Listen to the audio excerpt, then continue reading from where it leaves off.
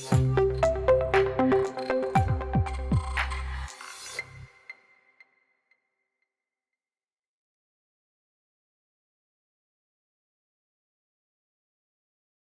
Students. आज हम बात करने आए हैं कंस्ट्रक्शन टेक्नोलॉजी के colour wash and white wash के बारे में। वाइट वॉश और कलर वॉश यूजुअली जो है आपके सरफेस को, जो भी आपका सीमेंटेड सरफेस है जो ग्रे या ग्रीनिश दिखता है, उसको कलरफुल बनाने के लिए रहता है।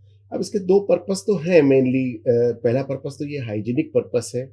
जब आप वाइट वॉश करते हो तो जो भी आपके जर्म्स वगैरह हैं वहाँ पर ब्रीड नहीं करते हैं, और आपके जो ऑक्यूपेंट्स हैं उसके, बिल्डिंग के या आपके अपार्टमेंट के, वो बहुत हेल्दी रहते हैं। और दूसरा, ऑब्वियसली ब्यूटीफाई तो करता ही आपकी जो सरफेसेस को अच्छे से सुंदर दिखा देता है। तो इस दोनों की जरूरत पड़ती है। अब ये वाइट वॉश और कलर वॉश करने के लिए सारी चीज़ों की ज़रूरत पड़ती है, यानी हर चीज़ परफेक्ट होना चाहिए। जैसे वाइट वॉश जो हम प्रिपेयर कर रहे हैं वो भी परफेक्ट होना चाहिए, तो प्रिपरेशन ऑफ वाइट वॉश भी हम इसमें पढ़ेंगे। फिर जो सरफेस जिसके ऊपर वाइट वॉश करना है, वो सरफेस भी अच्छे से प्रिपेयर्ड होना चाहिए जो रिसीव करेगा, ऑब्वियसली। तो यहाँ पर हम ये भी देखेंगे कि उस सरफेस को कैसे प्रिपेयर किया जाता है, फिर उस सरफेस पे वाइट वॉश अप्लाई कैसे किया जाता है। तो तीन प्रोसेस हो गई। So first of all is your preparation of white wash, and second is your preparation of the surface, and third is your application of the white wash. तो सबसे पहले बात करें कि preparation of white wash. White wash usually इसको हम बोलते हैं हिंदी में कि चूने का काम करना या सफेदी पोतना, इस टाइप से। तो ये बनता है फेट लाइम से। अब फेट लाइम से कैसे बनता है? तो सबसे पहले जो आपका लाइम रहता है, कैल्शियम ऑक्साइड, उसकी स्लैकिंग की जाती है वाटर के साथ, और उसका जो एकदम जो वॉल्यूम बढ़ जाता है और हीट ऑफ हाइड्रेशन निकलता है। उसके बाद जब वो पूरा हीट ऑफ हाइड्रेशन पूरा निकल जाता है, उसके बाद हम उसको यूज करते हैं। तो उसकी बेसिक प्रोसेस यही रहती है कि अगर 1 kg आपको फेटलाइम लेना पड़ेगा और उसको 5 kg ऑफ वाटर के साथ मिक्स करना पड़ता है। तो 1 kg और 5 kg जब आपस में मिक्स हो जाते हैं तो एक अच्छा थिक पेस्ट बना लेते हैं। उसको फिर 24 आवर्स तक स्लैकिंग होने देना पड़ता है। 24 आवर्स के बाद उसको यूज किया जाता है। तो 24 आवर के बाद हम देखते हैं कि उसका वॉल्यूम काफी बढ़ जाता है, डबल हो जाता है, मोटा हो जाता है। इसलिए इसका नाम भी फेटलाइम ही पड़ा है, इसी कारण से। जब आपका वो आफ्टर 24 आवर्स जो आपको पेस्ट मिलता है वो काफी थिक रहता है। उसको फिर डाइल्यूट करना पड़ता है वाटर के साथ। तो सबसे पहले उस पेस्ट को डाइल्यूट करके स्क्रीनिंग की जाती है। स्क्रीनिंग करने के लिए हम क्लॉथ यूज करते हैं, कोर्स क्लॉथ यूज करते हैं। तो उसमें जो भी अनस्लैक्ड लाइम पार्टिकल्स रहेंगे या कंकड़ पत्थर रहेंगे, स्टोन पार्टिकल्स रहेंगे, वो सब स्क्रीन आउट हो जाएंगे। अदरवाइज अगर वो स्क्रीन आउट हम नहीं करेंगे तो एप्लीकेशन के टाइम पे आपकी दीवार पर वो धब्बे मारेगा। तो इस तरीके से आपका ये प्रिपेयर हो गया।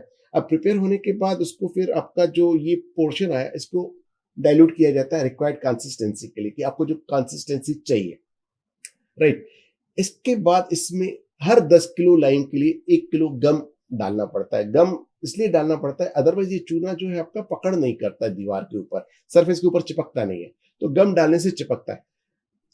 गम की जगह पर हम राइस का भी यूज कर सकते हैं, और आजकल प्रिपेयर्ड काफी सारे कंपनी के रेजिन्स आते हैं, like Fevicol and many more. तो वो प्रिपेयर्ड रेजिन्स भी हम इसमें यूज कर सकते हैं लाइम में। इसके बाद हम इसमें हर 10 किलो लाइम पे 1 किलो साल्ट भी, कॉमन साल्ट डालते हैं, जिसको भाई सोडियम क्लोराइड। अब सोडियम क्लोराइड क्या है, इसके कार्बोनेशन प्रोसेस को फास्ट करता है, जिससे कि चूना सूखता जल्दी है और पकड़ अच्छी करता है। और इसमें सफेदी मिलाने के लिए हम अल्ट्रामैरिन ब्लू, जिसको कि हम नील बोलते हैं, हर 1 किलो चूने के लिए हम 3 ग्राम नील यूज करते हैं, अल्ट्रामैरिन ब्लू।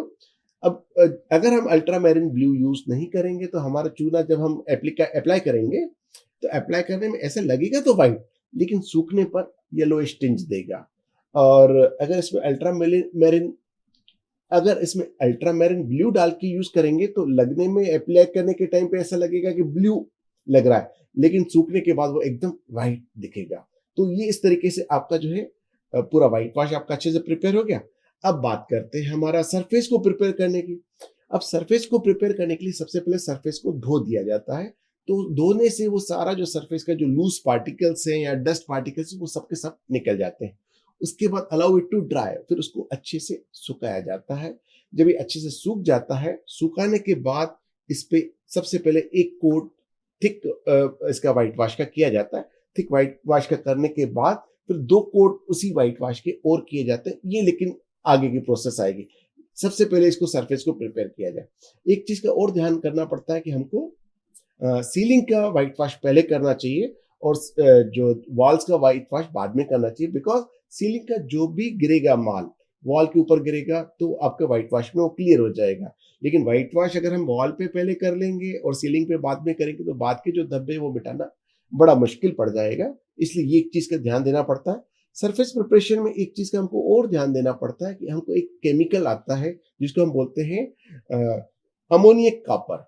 ये कॉपर कार्बोनेट का लिक्विड अमोनिया में सॉल्यूशन रहता है। 15 gram copper carbonate 60 ml liquid ammonia में मिला के एक सॉल्यूशन बनता है। फिर इसको डाइल्यूट किया जाता है 5 लीटर ऑफ वाटर में। इसकी एक कोट पूरी दीवारों पे लगाने से आपका जितना भी वो काई वगैरह जमी रहती है या मॉस रहता है वो सब निकल जाता है। तो अदरवाइज वो बाद में और डेवलप होके आपके व्हाइट वॉश के सरफेस को खराब कर सकता है। तो अब आपका सरफेस अच्छे से प्रिपेयर हो गया और आपका व्हाइट वॉश भी अच्छे से प्रिपेयर हो गया। अब आती है बारी एप्लीकेशन की। अब ये चीज को अप्लाई कैसे करेंगे? इसको अप्लाई करने के लिए हमारे पास मूंज की कूची आती है, मूंज ब्रश जिसको बोलते हैं। ये मार्केट में हमको इजीली अवेलेबल रहता है। आजकल ब्रश भी यूज करते हैं, जो अपना बड़े वाले ब्रश से भी करते हैं, बट जो बेसिक प्रोसेस है इसकी यही है कि मूंज की कूची से यूज करते हैं, उससे अच्छा मतलब लुक आता है। और प्रोसेस ये है कि पहले आपको जो फर्स्ट स्ट्रोक देना है ऊपर से लेकर नीचे देना है और सेकंड स्ट्रोक नीचे से ऊपर देना है बिफोर ड्राइंग। चूना ड्राई होने से पहले ही आपको ऊपर से नीचे, फिर नीचे से ऊपर, फिर ऊपर से नीचे, फिर नीचे से ऊपर, इस प्रकार से प्रोसेस में जाना है आपको। तो ये सारा आपका जो प्रोसेस हो जाता है उसके बाद आपका एक कोट कंप्लीट हो जाए तो इसके कम से कम 3 कोट हमको लगाना चाहिए। कम से कम 3 कोट। 3 कोट में फिनिश बहुत अच्छी आ जाती है। 2 कोट भी कर सकते हैं बट ऐसा 3 कोट में फिनिश ज्यादा अच्छा आएगा। तो ये तो हो गया हमारा व्हाइट वॉश के बारे में। अब व्हाइट वॉश से रिलेटेड जो है एक चीज और आती है, कलर वॉश। अब कलर वॉश क्या होता है? कलर वॉश व्हाइट वॉश को रंगीन बनाने का काम है। अब रंगीन भी बनाते हैं हम नेचुरली ऑकरिंग मटेरियल से। जैसे हम रेड ऑकर यूज करेंगे। रेड ऑकर मींस योर गेरू, जिसको अपन हिंदी में गेरू बोलते हैं। येलो अर्थ यूज करेंगे। येलो अर्थ जिसको हम बोलते हैं रामराज, एक पीली मिट्टी जैसा रहता है, तो रामराज हो गया। एक हम यूज करते हैं ब्लू विट्रियल। ब्लू विट्रियल जिसको हम तूतिया बोलते हैं या फिर नीला थोथा बोलते हैं। कॉपर सल्फेट रहता है। इनको बहुत अच्छे से क्रश किया जाता है तो हमको लाल रंग, पीला रंग, नीला रंग, ये 3 बेसिक रंग हमको मिल जाते हैं और फिर इनको आपस में मिलाने से और भी मिल जाते हैं। लेकिन आजकल लोग इतना मेहनत नहीं करते। मार्केट में बने बनाए चूने के रंग मिलते हैं। सीधा का सीधा जो आपको डिजायर्ड चाहिए, आपको शेड चाहिए, वो आप डिजायर्ड शेड का आप चूने का रंग लेके हम अपने व्हाइट वॉश में आप मिला देंगे और व्हाइट वॉश में मिलाने के बाद आप उसको जो कलर देना चाहें, बाकी सारी प्रोसेस सेम रहती है। प्रिपरेशन ऑफ व्हाइट वॉश आपका सेम रहेगा, प्रिपरेशन ऑफ सरफेस आपका सेम रहेगा, एप्लीकेशन ऑफ व्हाइट वॉश की जगह एप्लीकेशन ऑफ कलर वॉश आ जाएगा। बाकी सारी प्रोसेस सेम रहेगी, इसमें कोई फर्क नहीं आएगा। तो स्टूडेंट्स, आज हमने व्हाइट वॉश और कलर वॉश के बारे में जो बेसिक रिक्वायरमेंट थी वो हमने समझा, उसके बारे में पढ़ाई किया। हमने ये भी समझा कि व्हाइट वॉश को कैसे प्रिपेयर किया जाता है। हमने ये भी समझा कि सरफेस को कैसे प्रिपेयर किया जाता है जो व्हाइट वॉश को रिसीव करेगा, और व्हाइट वॉश को अप्लाई कैसे किया जाता है, उसमें कौन कौन से हमारे टूल्स लगते हैं। फिर कलर वॉश और व्हाइट वॉश में क्या डिफरेंस होता है उसके बारे में भी समझा। तो आज के लिए इतना ही। Thank you very much.